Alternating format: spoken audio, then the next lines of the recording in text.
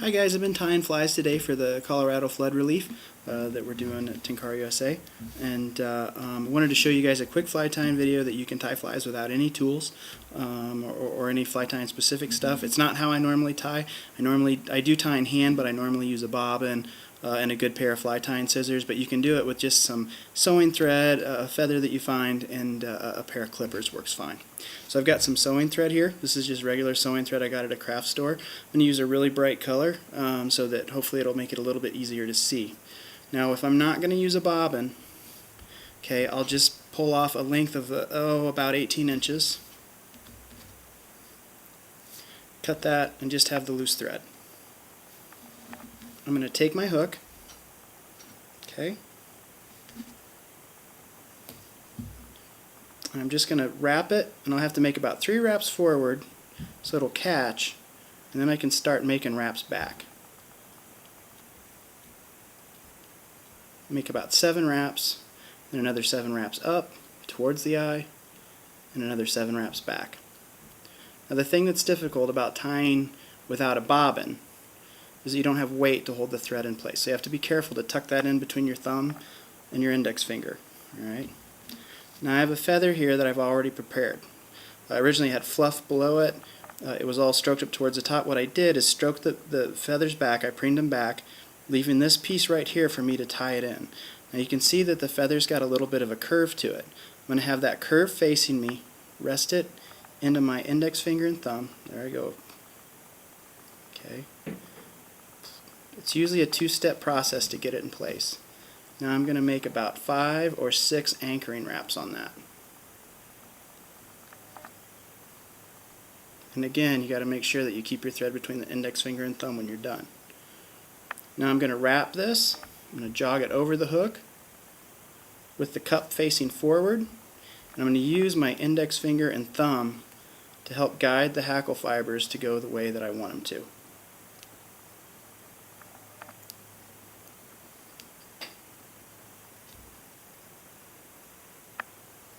Then I'm going to kind of preen the fibers forward, pull this thread loose, and then I'm going to come in and anchor. I'm going to wrap slow, try and guide those feathers forward, the fibers forward, and then start coming back and wrapping these segments behind me back to get them out of the way so that I can trim them. I'm going to trim the tag into my thread now, the feather tip, and the stem. Now the tricky part is turning this and keeping this tight.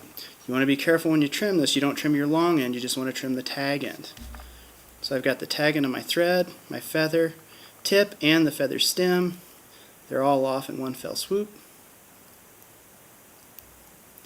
These are kind of dull, so they're not working great. This might be a ratty looking fly at the end, but it'll still work.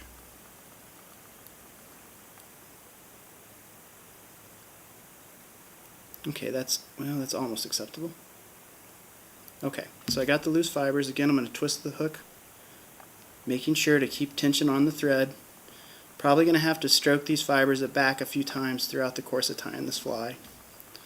Alright, now I'm going to bring my thread forward again, get it close.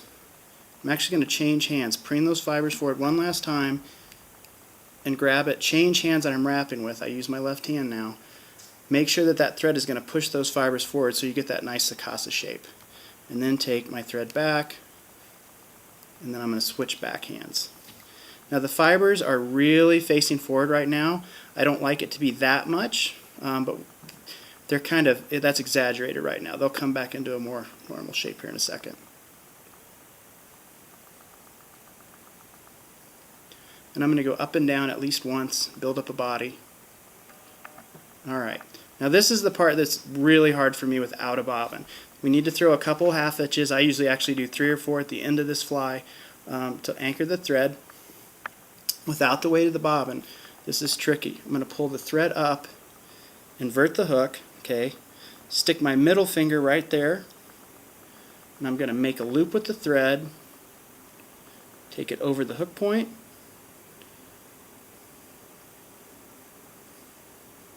and cinch it down. I'm going to do that a couple more times. Again, grab it with my middle finger, make the loop with my index finger and thumb, Like I said, this is not as easy without a bobbin. That weight really helps.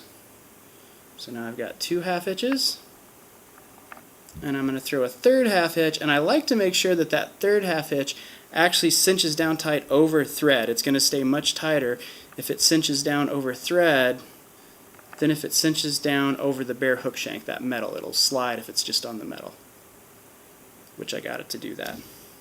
I have my 3rd half hitch. I'm going to go ahead and trim my thread. Now my feathers are all mushed up, but that's just how they look because I've been pinching them this whole time. But pretty easily they go right into a nice shape, and they'll stay that way in your box. Of course, as soon as you fish them and get them wet, they're going to look all kinds of crazy, and it doesn't matter to the fish. But that's how you tie a fly without any tools other than just a pair of nippers. Thanks.